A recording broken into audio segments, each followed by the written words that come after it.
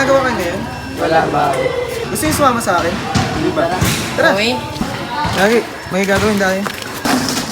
Uy, merienda muna kayo. Saan nga pa ulit tayo nagkita? Ay, Gagi, may dumi kayo sa, sa mukha. Siya din. Ay, ano nga, may dumi rin siya sa mukha.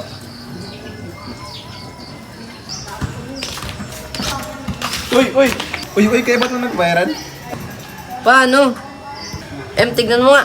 What's up guys? Nga pala si Benedict Resurrection. Sa araw nga pala na ito, may nakita pala ako dalawang magkaibigan at sobrang lulungkot nila. Alam ko yung ganitong pakiramdam na sobrang sakit at stress na stress sa buhay. Yun nga, para makatulong ako, inaya ko nga pala sila. Pinatuloy ko nga pala sila sa bahay ko. At syempre para makatulong ako, pinakapi ko sila at pinakain ko pa sila. At syempre sa sobrang bait ko, minanong ko sila kung saan sila nakatira. Sa may plaza. At syempre sa sobrang bait ko at pinatuloy ko sila, bigla na lang silang umiyak. Ramdam ko kayo mga pre. At sinashoutout ko nga pala ang mayayaman dyan. Sana makatulong din kayo dito sa dalawa. Maraming salamat nga pala sa inyo at na-appreciate nyo ang ginawa ko sa inyo. Mahirap talaga para sa kanila na tumira sa court at walang nakikipaglaro sa kanila. Guys, napakabait ko na naman sa araw na to. Uy, gago yun ah. Ay puta.